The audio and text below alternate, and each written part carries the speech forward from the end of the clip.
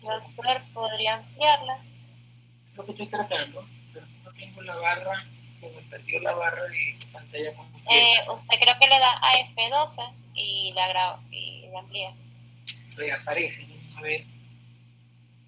No. No, pero con F12 creo que, o sea, que amplíe la pantalla. Lo que voy a hacer, ¿no? Eso lo que me da es en los archivos, la lista de los archivos. Ya va, para ver, no veo. F11 intenta para ver.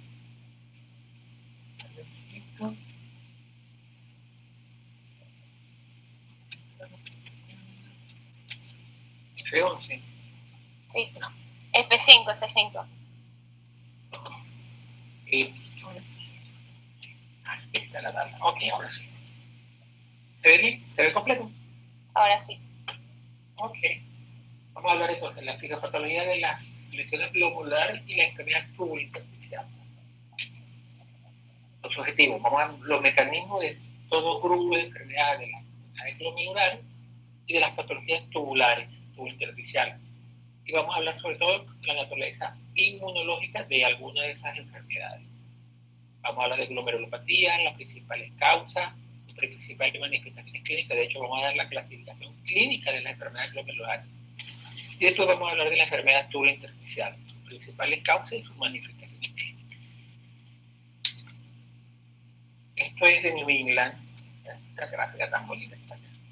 Tenemos dos riñones, tenemos con dos riñones, cada riñón tiene aproximadamente 1 millón de nefronas, por lo tanto tenemos 2 millones de nefronas, que es la unidad funcional, al nacer. Con los años vamos perdiendo masa renal, pero tenemos suficiente reserva renal para no tener problemas por pérdida de las nefronas. De hecho, el índice de masa crítica, que es lo que significa cuántos riñones podemos perder antes de entrar en insuficiencia renal crónica, está cerca del 25%. Quiere decir que de esos 2 millones de nefronas, te quedas con medio millón, pierdes 1,5 millones y aún eres funcional. Eso es lo que explica por qué un donante vivo puede dar un riñón, el 50% de su masa renal, y todavía con el otro riñón sobrevive. Y el que recibe el riñón con un riñón sano también sobrevive. Entonces, tenemos 2 riñones, no significa que lo vamos a desperdiciar, pero tenemos muy buena reserva renal. La unidad funcional es una nefrona. La nefrona está formada por un glomérulo, que está acá, y un aparato tubulointersticial. Cada una tiene su distinta función. La función del glomérulo es básicamente la filtración, mientras que el aparato tubulointersticial es la reabsorción y la secreción de sustancias. Todo eso va a dar como resultado final la orina. Vamos a recordar un poco la filtración glomerular. El glomérulo está esta cápsula de bomba con un área interna con una presión hidrostática aproximadamente 15 milímetros de mercurio y un glomérulo que no es más que un ovillo vascular de arteria, pero en este caso abierta en forma de glomérulo, sale como arteria, que abre como capilares y después vuelve a salir como arteria. Es uno de los casos particulares donde con la naturaleza también el endotelio de estas arteriolas son fenestrados, tienen microporos. Este ovillo de vasos sanguíneos está a su vez recubierto por células epiteliales que son los podocitos. Este complejo, que es el endotelio de la arteria, un sistema de membranas basales, dos membranas basales, da en el centro una capa densa y una capa más externa desde el vaso sanguíneo, que vea la luz del glomérulo recubierto con los podocitos. Es la barrera de filtración. Esto que vemos acá es la barrera de filtración. La barrera de filtración tiene unas características especiales. En su capa más interna está el endotelio, como vemos tiene fenestraciones. Estas fenestraciones son de aproximadamente 1000 astros, unos agujerotes, pero esos agujerotes impiden que pasen células por ahí. Por ahí no pasa un polimorfo nuclear, no pasa un eritrocito, no pasa una plaquita, aunque sean de 1000 astros. Inmediatamente posterior a ello está el espacio subendotelial y una lámina basal. Después viene la capa densa, la zona densa, y otra lámina basal, que es la lámina basal de las células epiteliales. No de las endoteliales, sino de las epiteliales, que son los que va a formar los podocitos. Al final están los podocitos con espacios interpodocitarios entre podocito y podocito de apenas 50 angstrom. Aquí sí son bastante pequeños los agujeritos. Como ven, el espacio va de un espacio muy grande a un espacio muy pequeño. Esos espacios, como una barrera física, como un filtro, impide que pasen todas las moléculas que tienen un tamaño mayor a 50 astros, por ahí no pasan. Aquí las impiden desde 1000 astros, pero aquí las de allá desde 50 astros no lo pasan. Entonces es la primera característica.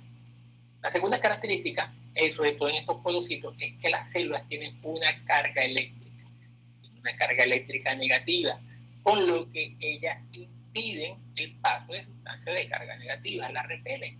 La de carga positiva las atraen y facilitan su paso. Entonces, una doble barrera de filtración, una barrera por tamaño, por forma y por carga eléctrica. Eso es lo que permite que sustancias menores de 50.000 astros todas filtran y pasan, digo Dalton, pasan libremente. El problema está en las que están entre 50.000 y 100.000 astros, que tienen que pasar, para poder pasar, van a depender de la carga eléctrica de la sustancia para que puedan pasar. Las mayores de 50.000 astros simplemente no pasan. Bueno, entonces, esa es la barrera de filtración. Ellas tienen la capacidad, por eso es que no pasan proteínas, por carga y por tamaño, por lo menos las macromoléculas, y no pasa ningún elemento celular. Pero sí pasa agua, pasa iones, y pasan algunos complejos inmunes, incluso que es lo que vamos a ver en las clases de patología. Recuerden que el riñón tiene una alta incidencia de gasto cardíaco, aproximadamente el 20-25% del gasto cardíaco pasa por los riñones. Eso significa que si tu gasto cardíaco es aproximadamente 5 litros, más de un litro, 200 más o menos, 200, 250, pasa por los riñones por minuto tu gasto cardíaco. Es buena parte del flujo plasmático renal. Ese flujo plasmático renal, la mayor parte se va hacia la cápsula, la parte más superficial, no la médula, sino la cápsula, es donde están los glomérulos. Entonces, la filtración, el flujo plasmático a nivel de los glomérulos va a ser aproximadamente la mayor parte de ese 20% del gasto cardíaco. Pero no todo pasa, no todo se filtra. ¿Qué es lo que se filtra? Dependiendo de la presión de filtración, tiene que ser mayor la presión intraglomerular que la suma de la presión dentro de la cápsula de bomba y la presión oncótica. La suma de la presión oncótica y la presión dentro de la cápsula de bomba es aproximadamente 15 milímetros de mercurio. Y la presión oncótica puede ser cerca de 40 más. Eso significaría 45-50 milímetros de mercurio. Entonces, aproximadamente 60 más bien milímetros de mercurio. La presión arterial media tiene que superar esos 60-65 milímetros de mercurio para que pueda filtrar. Si no hay una buena presión de filtración, simplemente no pasa ninguna sustancia, no filtran los riñones. Por eso es que las personas chocadas o con hipotensión no filtran, porque tiene una presión arterial media muy baja y no es capaz de filtrar. Es lo que pasa en la oliguria o la anuria que tienen esos pacientes en estado de shock.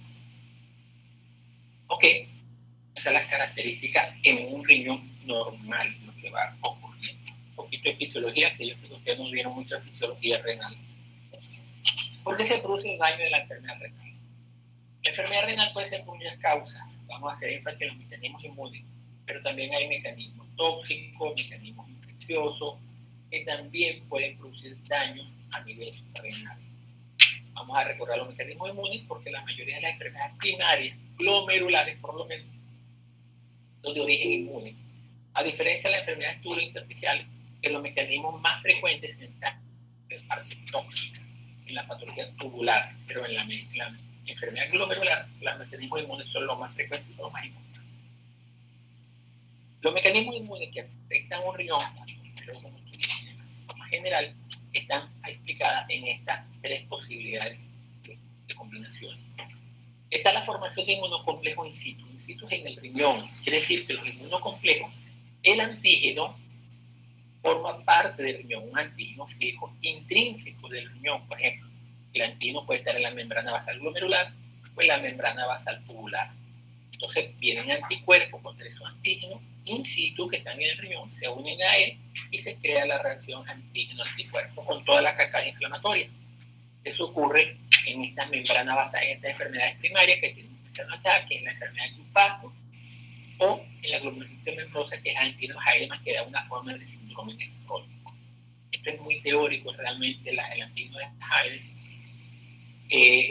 Es una enfermedad infrecuente, más que todo fue identificado en el laboratorio. En patología humana, el síndrome nefrótico no es tan frecuente por Heidemann o por otras causas. Pero también puede ser antígeno implantado en el riñón. Quiere decir que el antígeno no forma parte del riñón. Entraron, circularon y llegaron por filtración glomerular y se implantaron en el riñón. Productos bacterianos, elementos de sus moléculas, de su barrera de membrana, son filtrados por el glomérulo, tienen un tamaño que permite que entren por los podocitos, que no pasan los podocitos, pero sí entran por los fenestras del endotelio y se depositan en la membrana basal. Es decir, que en esa zona de la barrera de filtración se implanta el antígeno. Una vez implantado allí viene la reacción antígeno-anticuerpo. Ahí donde se va a formar con el antígeno, se une el anticuerpo y comienza la cascada inflamatoria, complemento, migración de células inflamatorias y produce el daño. También puede ser con trastornos virales, incluso hasta parasitarios, antígenos implantados en el mismo. Puede ser por moléculas cargadas, estas moléculas cargadas pueden ser tóxicas, pueden ser neoplásicas, proteínas. En caso de grandes masas de proteínas, la enfermedad por IgA, por ejemplo, que es capaz de acumularse a nivel renal y provocar daño renal primario por acumulación de inmunoglobulina. El mecanismo más probable, el más frecuente de todos estos mecanismos inmunes es el atrapamiento de inmunocomplejos. Es decir, que el antígeno y el anticuerpo se acoplan en sangre periférica, porque le da una infección en cualquier parte del cuerpo, da el antígeno y después viene el anticuerpo. Se unen en sangre periférica, pero esos complejos antígeno y anticuerpo también pueden estar circulando y van a atravesar el riñón y atraviesan los podocitos, los fenestras del endotelio y se acumulan en la membrana basal y allí se depositan esos complejos inmunes. Esos complejos inmunes, una vez atrapados por el riñón, ya como complejo inmune, terminan la cascada inflamatoria. Los complejos inmunes hasta activan la acción del complemento por la vía clásica del complemento y activan la migración de células inflamatorias. Es un proceso inflamatorio por el atrapamiento ya de los complejos ya formados de forma circular. Ahí tenemos las principales enfermedades, las más frecuentes, por ejemplo, antígenos endógenos como un material antinuclear, el anti-DNA que está presente en el lupus. El lupus es una enfermedad autoinmune. Se crean anticuerpos contra el núcleo de su propia célula y esos complejos antígenos, anticuerpos, anti-DNA circulantes son que dan la nefritis lúpica. Puede ser también antígenos tumorales, cáncer en el paciente, y esos antígenos tumorales se depositan en el riñón y pueden producir una enfermedad renal. Pero también puede ser antígenos exógenos. Por ejemplo, los productos bacterianos, el ejemplo más frecuente es el estreptococo. La glomerulonefritis postestreptocócica, un estreptococo que te puede dar una amigdalitis o una piodermitis. El paciente crea antígeno anticuerpos, esos antígenos anticuerpos circulantes llegan al riñón, ahí se depositan y después producen el daño renal. Entonces produce una glomerulonefritis aguda postinfecciosa. También puede ser viral, como ejemplo de esta glomerulonefritis, por ejemplo en la hepatitis B o en la hepatitis C, que también pueden producir con glomerulonefritis, tienen esos ejemplos de glomerulonefritis postinfecciosa. La más frecuente es con muchos, la postestreptocócica. Ahorita la vamos a ver como ejemplo de patología porque es muy frecuente. Pero también puede ser por drogas, fármacos que actúan como un antígeno. Y por último vamos a hablar de la enfermedad inmune glomerular mediada por anticuerpos citotóxicos. Estamos hablando solamente de la actividad de inmunoglobulina, generalmente IgG, pero puede ser también una IgM. Pero esa IgG es capaz de atravesar la membrana o entrar al riñón no por vía vascular, no a través del endotelio, sino que viene a través del intersticio glomerular, y se van a depositar y a agredir a las células endoteliales, es decir, a los podocitos. Entonces los anticuerpos se unen a los podocitos y los lastiman, los lesionan. Primero, destruyendo o acabando con la membrana, básicamente con su capa de cargas, eliminando las cargas negativas que poseen los podocitos, sin producir prácticamente ningún cambio en el podocito. Eso lo pueden producir más adelante. Los cambios morfológicos son muy pequeños, porque todos son cambios de carga. Y eso es lo que se conoce como la enfermedad de cambio clínico. En estos casos, lo que se produce es un síndrome nefrótico. También se llama nefrosis lipoidea. Ahorita vamos a explicar un poco más, que le tenemos como ejemplo de enfermedad glomerular del síndrome nefrótico. Esto también es de New England. Esto es un trabajo que se dio hace unos años, donde trataban de explicar los mecanismos inmunológicos implicados en la enfermedad glomerular. Okay. Los mecanismos inmunológicos citotóxicos mediados solamente o directamente por inmunoglobulina. Entonces, las inmunoglobulinas se atacan las células epiteliales, los podocitos, las células endoteliales o las células mesangiales, todas, cualquiera de ellas, y producen el daño, mediados directamente por la inmunoglobulina. La inmunoglobulina se une a estas células, crean poros en esas células y producen lesión, daño de esas células, citólisis, por inmunoglobulina, sin activación del resto de la cadena inflamatoria, solamente acción directa de la inmunoglobulina. El ejemplo de esas enfermedades es el síndrome nefrótico. Pero los antígenos-anticuerpos también pueden activar la cascada del complemento. Esa es la vía clásica del complemento. Entonces, la presencia de antígenos-anticuerpos activa la cascada del complemento inmediata a través del complejo de atracto y de membrana. Ese complemento activado también produce daño. Estos también son mecanismos inmunológicos, en este caso con la participación del complemento.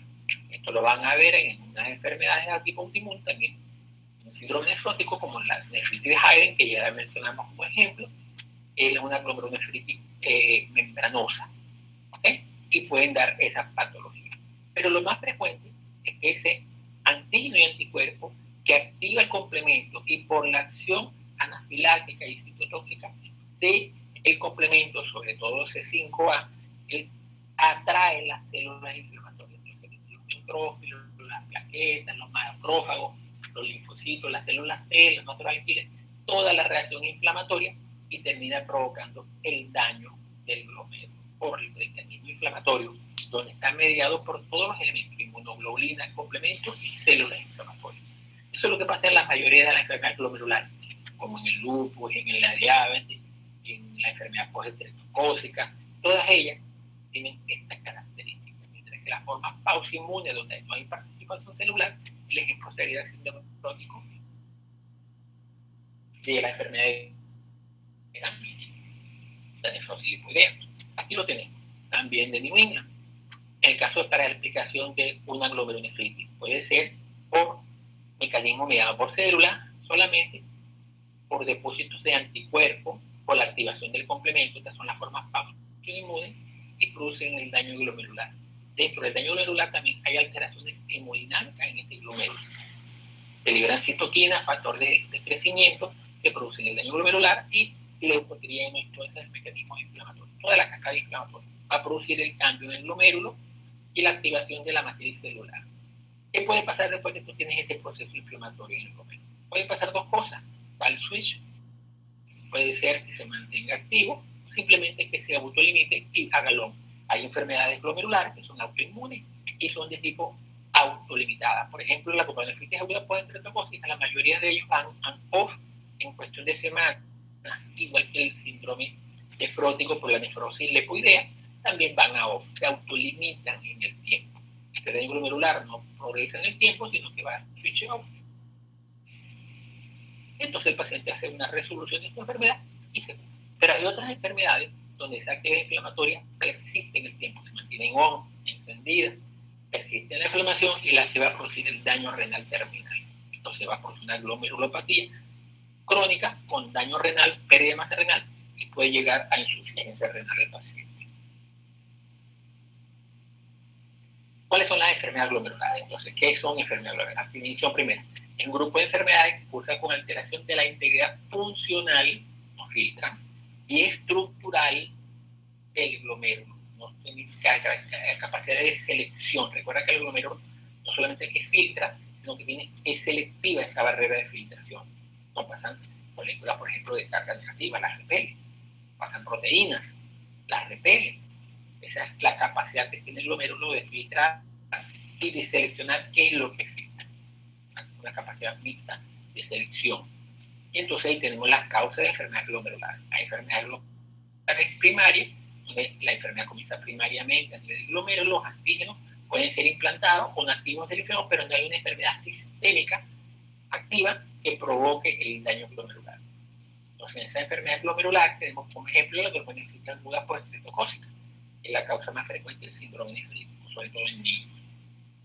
Pero también puede ser una enfermedad glomerular, la enfermedad de medias lunas, que termina provocando enfermedad renal terminal. La nefrosis linfoidea, que es la enfermedad de cambios mínimos, que es un síndrome nefrótico, o la glomerulonefritis membranoprolífica, también es una forma de síndrome nefrótico, pero mucho menos frecuente. Más frecuente en adultos, mientras que la de cambios mínimos es más frecuente en niños y adolescentes. Ok, también hay enfermedades generales que producen con daño glomerular, son las enfermedades glomerulares secundarias. ¿Secundaria qué? A una enfermedad general. Entonces hay una enfermedad glomerular secundaria lúpus, una enfermedad glomerular secundaria diabetes, muy frecuente en nuestro medio, una enfermedad glomerular secundaria a la amiloidosis, a cualquier proceso vasculítico como una panarteritis nodosa, ese tipo de enfermedades, con vasculitis y las mismas técnicas.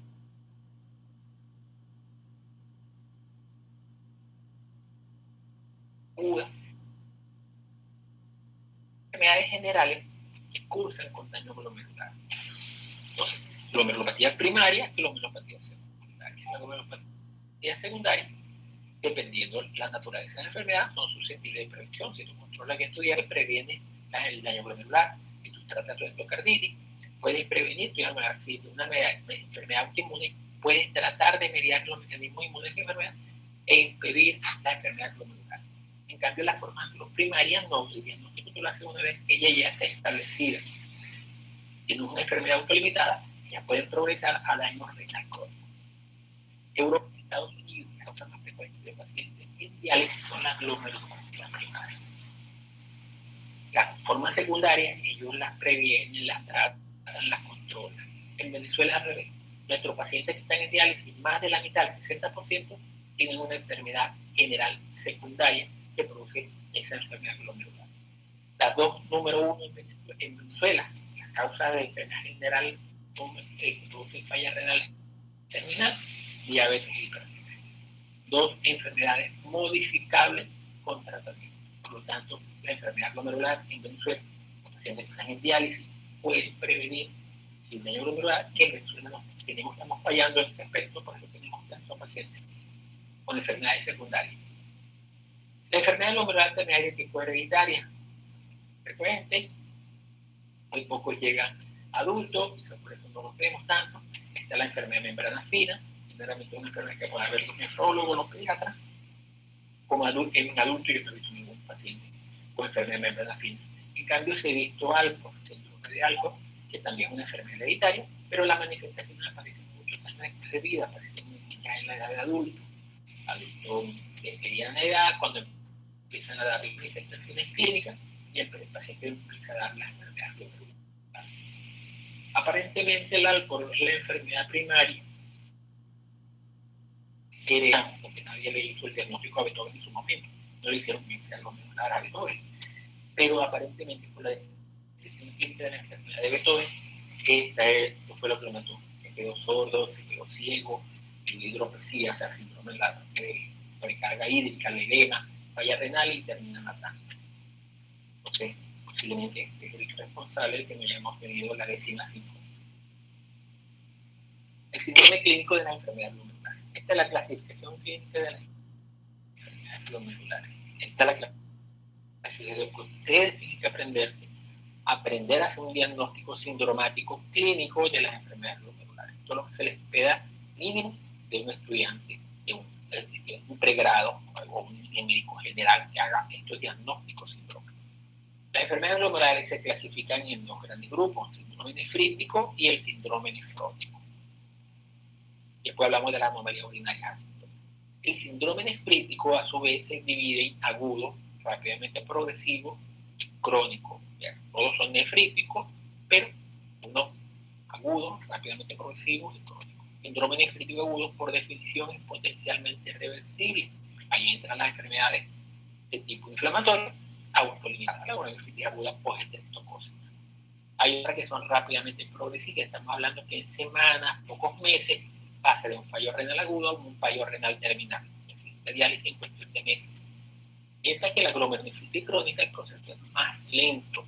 Por ejemplo, el paciente diabético, 10-15 años de diabetes, para establecer el daño renal y la falla renal terminal. El síndrome nefrótico es otra manifestación clínica, ahorita las definimos mejor, y la anomalía urinaria asintomática. Vamos a explicar esto. Las anomalías urinarias asintomáticas, el paciente no tiene ningún síntoma.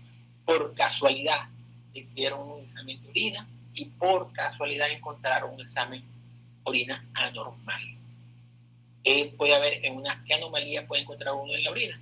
Que haya eritrocitos, hematuria microscópica, que haya un poquito de proteína, una proteinuria microscópica.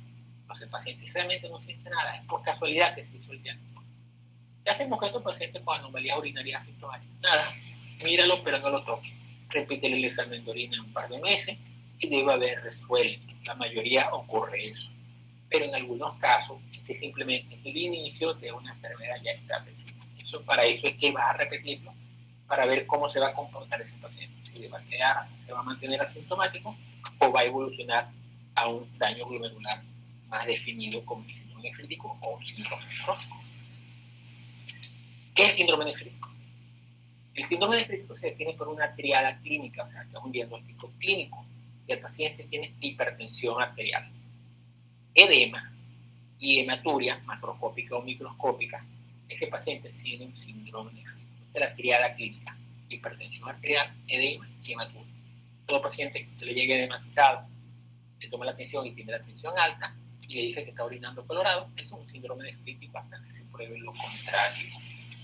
Estos pacientes con síndrome nefrítico sufren caída de la filtración glomerular, por lo tanto elevan la urea creatinina, falla renal, tienen hiperazoemia, tienen proteinuria, porque el daño glomerular no solamente cae la filtración, pero también pierde la selectividad de la barrera, empieza a filtrar proteínas y las proteínas se eliminan en la orina.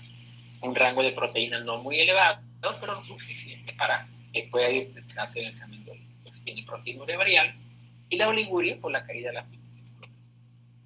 Filtra menos, por tanto orina menos.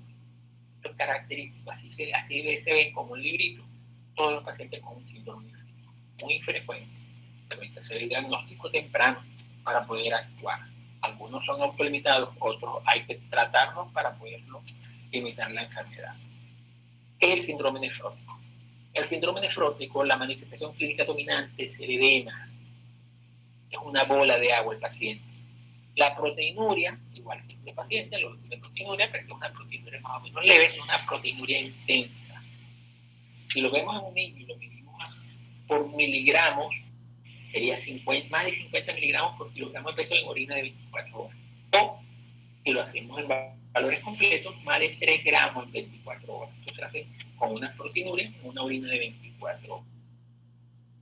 Estas dos formas de leer lo mismo, con una muestra parcial o con toda la orina de 24 horas. Esto es lo que orina el paciente, mucha proteína. Mientras que en el seno nefrítico pueden urinar 500 miligramos, 1 gramo, 1.5 gramos, no llega a este rango.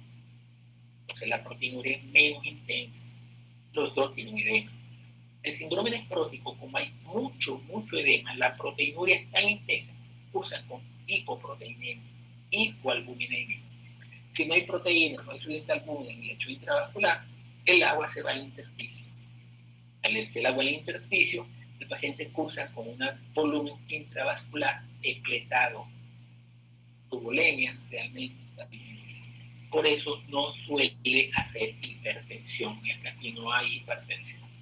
En la proteinuria es menos intensa, por lo tanto, la presión ya suele más o menos mantenerse, y aunque activa el sistema renina-angiotensina aldosterona y retiene agua, oliguria, esa hipervolemia sí genera hipertensión. Aquí también está activado el sistema renina-angiotensina aldosterona, pero no hay hipervolemia, no hay hipertensión. El síndrome nefrótico no suele haber tampoco hematuria y no suele haber daño de caída de la filtración glomerular. Por el contrario, puede estar hiperfiltrando. Tiene mucha filtración glomerular, por eso necesita mucha proteína, no se resuelve adecuadamente y pierde proteína. Entonces, junto con la pérdida de la proteína, también pierde mucho lípido. Tiene hiperlipidemia. De hecho, en la orina se ven gotas de grasa. Esa hiperlipidemia lo va a contrarrestar el hígado tratando de sintetizar proteína y lípido, y lo que hace es sintetizar lipoproteína. Tiene colesterol y triglicéridos muy elevados, sobre todo la LDL muy elevada. Por lo tanto, también las lipidurias es hiperlipidemia, por lo que vamos a ver un síndrome nefrótico. La anomalía urinaria sintomática, eso lo expliqué, es un hallazgo casual. Por casualidad, hicieron el examen de orina y encontraron o proteinuria o hematuria. No hay hipertensión ni edema, no hay ninguna manifestación clínica, solamente el examen de orina anormal. Aquí tenemos un síndrome nefrítico, y como ejemplo, síndrome nefrítico, la causa más frecuente es la glomerulonefritis aguda por estreptococcus. Estamos hablando de edad escolar, al final de la edad escolar, inicio de la adolescencia. Niños, es la edad más frecuente en la aparición de la glomerulonefritis aguda por estreptococcus. Una infección por estreptococo, una amigdalitis, pero también puede ser en piel, una piolera. Aquí está el antígeno, el estreptococo, los elementos de su barrera, de su membrana celular. Se crea el anticuerpo que va a atacar esos elementos de la barrera y se crean complejos antígenos-anticuerpos. Esos complejos antígenos-anticuerpos circulan, pasan por la sangre, el 20%, el 25% del gasto sanguíneo va a pasar por los riñones, se filtran en los riñones. Pasan los agujeros de la fenestra del endotelio y se depositan en el espacio subendotelial, en la membrana basal subendotelial. Ahí se depositan los complejos antígenos y anticuerpos. Allí, en ese sitio, se activa la cascada del complemento y ocurre la migración celular inflamatoria. Entonces, todo el sistema de complemento e inflamación queda en la barrera de filtración. Esa barrera de filtración glomerular destruye la barrera de filtración glomerular, por lo tanto, pierde la selectividad, empieza a filtrar proteínas, empieza a filtrar eritrocitos. Esa es la explicación de la hematuria y la proteinuria. Pero el mismo proceso inflamatorio produce estrechez de la asa glomerular. O sea, el glomérulo se pone más estrecho, filtra menos, pero filtra lo que filtra no tiene nada de selectividad. Filtra eritrocitos, filtra proteínas, pero en menos cantidad de agua. Por tanto, ahí también hay oliguria y caída de la filtración. Ese proceso inflamatorio crónico, si no se autolimita, produce proliferación mensagial. Eso produce una irritación glomerular y eventualmente puede producir daño renal permanente o reversible. En el caso de la glomerulonefritis aguda por estreptococcus, generalmente es reversible. Mientras está la actividad inflamatoria en la filtración glomerular está disminuida, el paciente tiene oliguria, tiene hipertensión, tiene retención de ácido, uricreatinina elevada porque hay falla renal aguda, hay hipervolemia, se activa el sistema renina-angiotensina aldosterona, como hay una caída en la filtración, se activa el sistema renina-angiotensina aldosterona. Eso retiene sodio y retiene agua. Hay más agua, eso va al espacio intravascular y aumenta la presión. Hay hipervolemia. Aparte de que la angiotensina 2 produce vasoconstricción. Por esos dos elementos hay hipervolemia e hipertensión arterial. Entonces, también hay edema porque hay retención de líquido, hay hipervolemia, aumento de la presión hidrostática y hay caída de las proteínas. Discreta, pero hay caída de las proteínas y por lo tanto también hay disminución de la presión. Todo eso termina configurando la triada clínica del paciente: hipertensión arterial, edema y con el daño glomerular, la hipertensión. Dependiendo de las crisis hipertensivas, estos pacientes podrían complicarse de una falla cardíaca aguda, edema pulmonar aguda hipertensivo, una cefalopatía hipertensiva convulsionar, producir premonitorio hemorrágico, o resolverse. Esta enfermedad es autolimitada, hay una resolución de ella y se recupera. el 90-95% del paciente se cura solo. Lo que hay que cuidar es esta fase de hipertensiva, que no haga una complicación hipertensiva.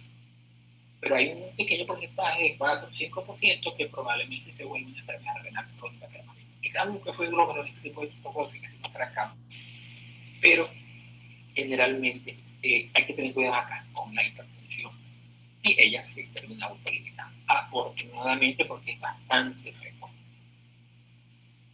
Este es el síndrome nefrótico, la enfermedad de cambios mínimos o la nefrosis lipoidea. Se llama cambios mínimos porque cuando le hacen una biopsia a ese glomérulo, a ese riñón, vamos a ver unos glomérulos que se ven prácticamente normales. Hay que hacerle microscopía electrónica para ver los polocitos y van a ver que los polocitos están como afeitados. Las proyecciones, esos micropilis que tienen los polocitos, como una barbita, están perdidas. Y lo que realmente ocurre allí es que en esa pequeña barba, en esa micropili, es donde están las cargas negativas. El glomérulo pierde la capacidad de filtrar por carga y empieza a filtrar proteínas. Sin daño estructural del glomérulo. No pasan células, no pasan eritrocitos, pero sí filtra proteínas. A granel, una gran proteína, la proteína de masa. Entonces, la agregación glomerular por mecanismo inmunológico se acumulan los complejos anticuerpos, antimembrana basal o antiepiteliales, muelen endotelios, epiteliales, vienen desde el mesanquio hacia los podocitos. Ahí es donde se van a activar el complejo anticuerpos. Y el daño se da desde la cápsula de Bowman, desde adentro y hacia afuera, hacia el endotelio. Y al revés en la otra que viene circulando en sangre, desde la sangre hacia la cápsula de Bowman. Entonces, hay pues daño de la matriz intercelular y hay hiperfiltración porque pierde la selectividad. Entonces hay aumento de la permeabilidad glomerular, cápsula glomerular, y empieza a perder gran cantidad de proteínas. Junto con la pérdida de proteínas, también pierde lipoproteínas. Por lo tanto, hay lipiduria, está la gota de grasa que se ve a veces en la orina. Entonces, literalmente le dice al paciente que ve en la poseta después de orinar y ve góticas de grasa. Pero también pierde otras proteínas, por ejemplo, las proteínas de la circulación, de la hemostasis, también las pierde. Pierde proteínas procoagulantes y pierde proteínas anticoagulantes. Pero pierde más anticoagulantes, por ejemplo, la antitropina 3, y el paciente más bien tiene una tendencia a tener un estado hipercoagulante. Los pacientes hacen infarto y esa es la causa principal de muerte de estos pacientes, el estado hipercoagulable que tienen. Aumenta la síntesis de la proteína C y S, aumenta la síntesis del fibrinógeno, cursa con fibrinógeno muy alto, y aumenta la síntesis de lipoproteína. Hay hiperlipidemia, colesterol elevado, por tanto también crean muchas placas de esclerosis, también es el infarto, cuando la enfermedad es prolongada. Por la caída de la presión osmótica, por la hipoalbuminemia, se vuelve una bola de agua, literalmente. Mucho edema, muy intenso. Se ven estos niños, porque esto es más frecuente también en niños, no en adultos, van a ver esos niños que se ven como una bola de agua. Es tanto edema. El síndrome nefrótico o la nefrosis lipoidea, enfermedad de cambios mínimos, también autolimitada. Habíamos dicho que el glomérulo, la nefrona, tiene un glomérulo que filtra, vimos las enfermedades del glomérulo, pero después viene la enfermedad de los túbulos. Una vez que está filtrado, una vez que ocurre la filtración, el líquido va a los túbulos, ahí se reabsorbe lo que se filtró y se secreta, o hay secreción de algunos elementos que no fueron filtrados. De todo lo que se filtra, la tasa de filtración glomerular, por ejemplo, de aproximadamente 120, 125 mililitros, pero por minuto apenas usted orina un cc por kilo por hora. Como ven, la mayor parte de lo que se filtra se reabsorbe. Esa capacidad de reabsorción está en todo el aparato tubo-intersticial. Asa glomerular, asa delgada, asa contorneada, túbulos colectores. En todo el aparato tubo-intersticial ocurre reabsorción. O sea, el 95% del agua filtrada se reabsorbe, el 90-95% del sodio, del potasio, todos esos elementos se reabsorben. Pero también ocurre a nivel del aparato tubo-intersticial la secreción Se secreta en algunas partes algo de creatinina, se secreta amonio, se secreta hidrogenión, recuerda el mecanismo de ácido base como la secreción de hidrógeno es libre, y se secreta también potasio al intercambiarse por el sodio por acción de la aldosterona, eso es en túbulos colectores. Todo eso ocurre en el aparato tubular intersticial. Los trastornos de la enfermedad tubular intersticial tienen que ver con ese mecanismo de absorción tubular y mecanismo de secreción tubular. Las manifestaciones clínicas: trastorno electrolítico, trastorno de sodio y potasio, trastorno hídrico. Si no reabsorbe o se impide la reabsorción, el paciente va a orinar mucho. Entonces, por ejemplo, tenemos ahí la diabetes insípida. Trastorno del equilibrio ácido-base, la acidosis tubular. Si no es capaz de reabsorber ni sintetizar bicarbonato, hace acidosis tubular. Hay bicarbonaturia. Y los trastornos de las proteínas, porque la nefritis tubular intersticial también puede pedir proteínas, pero las proteínas tubulares no llega a rango nefrótico, pero pueden pedir proteínas en buena cantidad, sobre todo la proteína de Tan-Hoffmann, que es la proteína tubular, que es una proteína que tiene esa característica y es muy importante en los procesos inflamatorios tubulares. ¿Cuáles son los hallazgos frecuentes en la clínica de un paciente con una necrosis tubular o una patología tubular intersticial? Básicamente hay una inversión o un cambio de la frecuencia miccional. Normalmente uno orina mucho de día, muy poco de noche. Estos pacientes no aumentan la frecuencia miccional en la noche, incluso llegan a invertir la relación, orinan más de noche que de día. Eso se llama nocturia. La nicturia es que aumenta la frecuencia en la noche, pero sin llegar a invertir la relación. Y el volumen urinario también está aumentado, tiene poliuria. También hemos hecho que el diuresis promedio debe estar entre 0,5 a 1,5 cc por kilo por hora. Estos pacientes orinan 3, 4, 5, 6 cc por kilo por hora, y dependiendo de la patología puede ser hasta mucho más. Pacientes con diabetes insípida, por ejemplo, puede orinar 10 litros de orina en un día, 15 litros de orina en un día. Una cosa muy, muy intensa dependiendo de la severidad de la enfermedad tubular.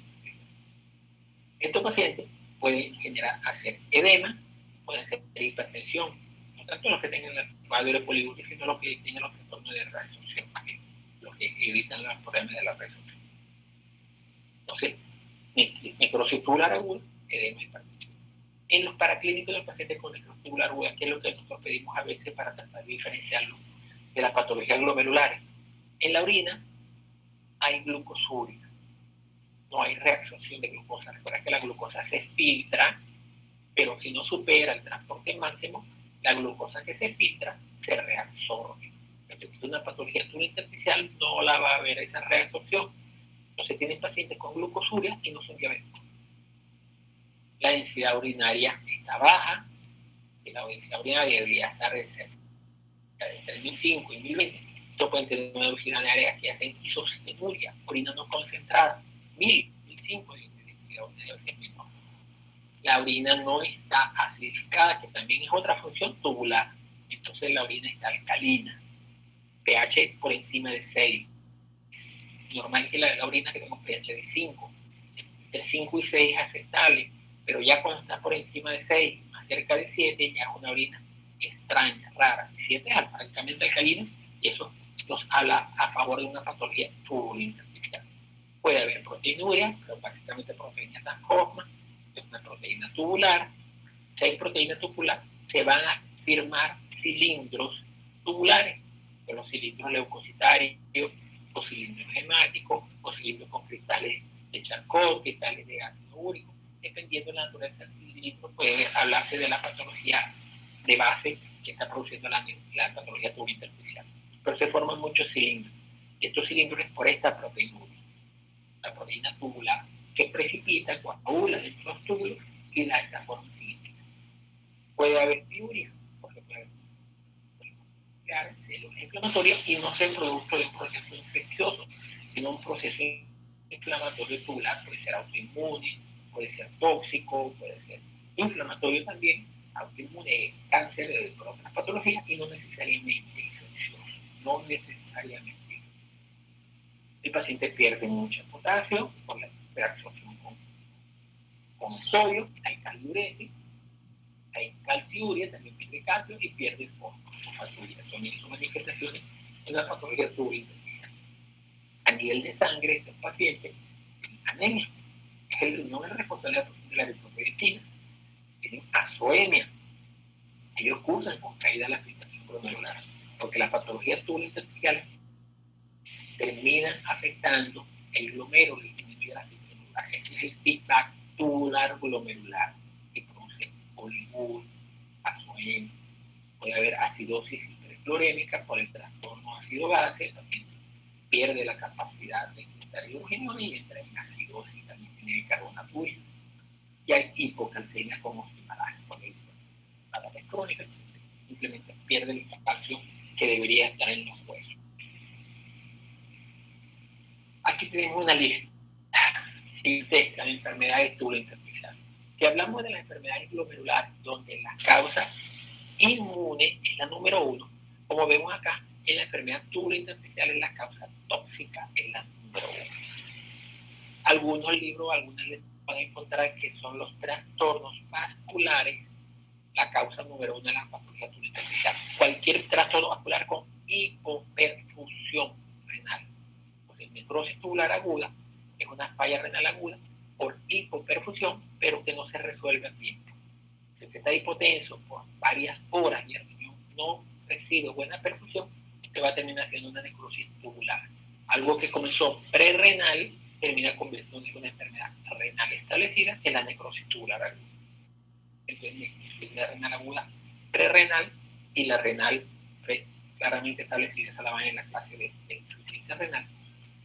Y algunos autorresponden como la causa más frecuente. Cuando no tenemos este trastorno que justifique hipotensión, hay que pensar en los trastornos tóxicos para la enfermedad tubulointersticial. Y esos tóxicos pueden ser tóxicos exógenos o tóxicos metabólicos. Los tóxicos exógenos siempre tenemos los medicamentos, fármacos. Entonces están los antibióticos, los aminoglucósidos es ejemplo típico, los aminoglucósidos como lo principal ejemplo de medicamentos que pueden parecer patología tubulointersticial. El caso del medio de contraste, el yodo, el medio de contraste también es un medicamento, fármaco que produce mucha patología tubulointersticial. Envenenamiento por metales pesados, ahí está el mercurio, también produce patología tubulointersticial. Es una lista más o menos importante de medicamentos que pueden producir. La nefropatía por plomo, en este caso es por envenenamiento por plomo. Anteriormente se veía más porque la gasolina tenía plomo, entonces todo lo que utilizaban gasolina como solventes, pintores, mecánicos, estaban envenenados con plomo, los mismos bomberos, pero ahora nuestra gasolina no tiene plomo, esto ha disminuido, los metales pesados sí se sigue viendo. Y la nefropatía por analgésicos, medicamentos, fármacos, prácticamente todos los antiinflamatorios no esteroideos pueden producir una patología tubulointersticial, desde la aspirina, el acetaminofén, el ibuprofeno, el glifenal, todos esos medicamentos, prácticamente todos los analgésicos y antiinflamatorios tienen la capacidad, son potencialmente nefrotóxicos a nivel tubulointersticial. La causa más frecuente de patología tubulointersticial. Después de producción endógena, tiene enfermedad de voz, ácido úrico, nefropatía costosa, de una enfermedad con hipercalcemia, hiperparatetirismo, por ejemplo, es una enfermedad tubulointersticial, tiene hipocalemia, broma de potasio, hipocalemia, es una enfermedad tubulointersticial con potasio. También algunas toxinas metabólicas como la oxalasa y la enfermedad lipoproteínas que se acumulan a nivel tubular y terminan produciendo daño tubulointersticial. También puede enfermedad tubulointersticial por infiltración neoplásica, leucemia, linfoma y el mieloma múltiple. El mieloma múltiple es una enfermedad, una gamapatía monoclonal, donde se produce una proteína que es la proteína del mieloma. Esa proteína es filtrada por el riñón, pero no se reabsorbe. Lo que se reabsorbe se acumula en el aparato tubulointersticial y produce daño por mecanismos inmunológicos del aparato tubulointersticial y produce una enfermedad tubular por acumulación de esa proteína, la acumulación de la proteína mieloma. Una enfermedad más o menos frecuente en adultos mayores. También puede haber enfermedad tubulointersticial por mecanismos inmunitarios, no es más frecuente que las que hemos mencionado, pero puede ocurrir. Entonces tenemos, por ejemplo, el Scholle con la nefropatía por hipersensibilidad, el síndrome de Sjögren, una enfermedad seca, boca seca, ojo seco, que también puede tener daño renal, la amiloidosis, que ya la hemos mencionado, que se deposita a nivel del glomero, no del glomero, sino del aparato tubular, sobre todo en la médula, produce necrosis medular, y el rechazo del trasplante. Cuando hablamos de rechazo de trasplante, son todos los tejidos, incluyendo transfusiones. Recuerden esto, porque nosotros no trasplantamos muchos órganos, nosotros sí ponemos transfusiones de sangre, y esa transfusión puede dar una enfermedad de rechazo. Por supuesto que es aguda, pero puede dar toda la manifestación clínica, incluyendo la patología del túbulo intersticial posterior a un trasplante inadecuado, anomalías intersticiales relacionadas con glomerulonefritis. Puede ser que tenga una enfermedad glomerular y túbulo intersticial al mismo tiempo. Glomérulos, túbulo intersticiales inflamatorias. Todas potencialmente pueden dar ambas afectaciones. El glomérulo afecta el aparato intersticial o al revés. El aparato intersticial afecta el glomérulo. Ahí tenemos el paciente con SIDA, que también tiene una enfermedad intersticial fundamentalmente, pero también puede dar daño glomerular. Las enfermedades vasculares, como la esclerosis arterial, la enfermedad ateroembólica, ¿okay? La enfermedad de células falciformes, la drepanocitosis, la necrosis tubular o la necrosis tubular aguda, que los pacientes con falla renal aguda prerenal. Las enfermedades renales hereditarias, ya mencionamos el Alport y el Beethoven, puede ser una enfermedad quística renal, el riñón se llena de huequitos, quistes, múltiples quistes, parece una esponja más bien, y se ve así, un riñón esponjoso medular. Esto termina irremediablemente en falla renal, que trasplantarlo para mantenerlo vivo o ponerlo en diálisis por un tiempo, lo que tolere el tiempo.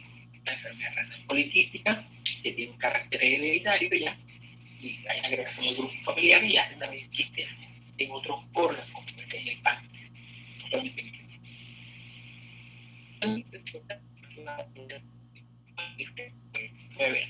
la pielonefritis. Estamos hablando de pacientes con urinaria a repetición única, pero en este caso el proceso infeccioso es alto. Como ven, pacientes inmunocompetido, diabético, con obstrucción de la vía urinaria, cálculo sobre todo. Porque una infección urinaria alta, más resuelta, puede terminar produciendo una patología intersticial, un riñón infiltrado, un acceso en el riñón, un acceso pielonefrítico, la pielonefritis crónica, pues también la pielonefritis. Y algunos, etcétera, que son trastornos diversos, obstrucción crónica de la vía urinaria, como habíamos mencionado, sobre todo en el caso de la próstata, esos cambios de presiones pues, terminan afectando al aparato intersticial por el mecanismo de presión intratubular. El reflujo vesicoureteral, también hay pacientes que han tenido invasión de las vías con pérdida de esfínter, radiaciones, que han tenido esta patología y pueden producir este reflujo vesicoureteral, sobre todo en las viejas cirugías de próstata, el paciente muchas veces queda con este trastorno. La cirugía de próstata moderna, y sobre todo la robótica, que son muy modernas, esta patología prácticamente ya no se ve. Pero todavía quedan algunos trastornos, por inflamatorio infeccioso o radiación, que perciben esta patología, y el posterior a esto. Entonces, túbulo intersticial, piensa en toxina o baja perfusión renal. Inmunológica, piensen en las glomérulas, pero puede haber causas que se crucen, puede haber inmunitarias, pulmonares y obstructivas y vasculares y tóxicas en glomérulos, pero no es lo dominante, lo dominante es que cada una es solo. Ok, hasta acá cerramos la presentación. Yo pensé que Ajá. Jesús me dijo el 5, Cáceres me dijo con el 5 y que me estaban soplando, lo que pasa es que no había visto el chat. Ok, gracias. Vamos a esta presentación y vamos a ahí está. Ok, preguntas, micrófono o escrito, como quieras. Una compañera pregunta que si no ha acomodado las notas Así reviso las notas que ellos... Lo que me algún pasaron compañero- las solicitudes revisando, yo las revisé 6, creo que eran 6 que me habían pasado, 5 tienen cambio. Después les digo quiénes son y las meto en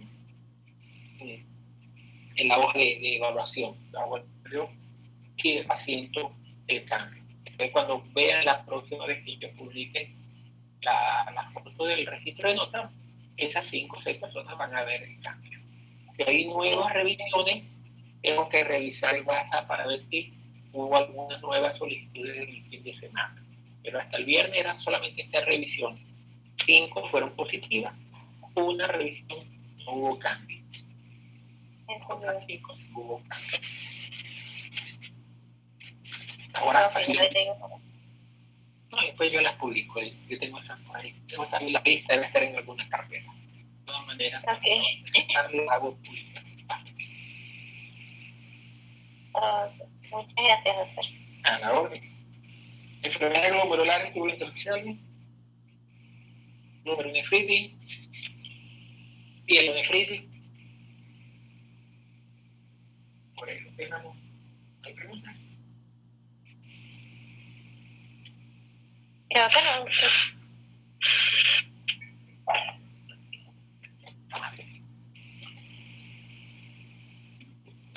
Pues, que queden dudas y que pregunten.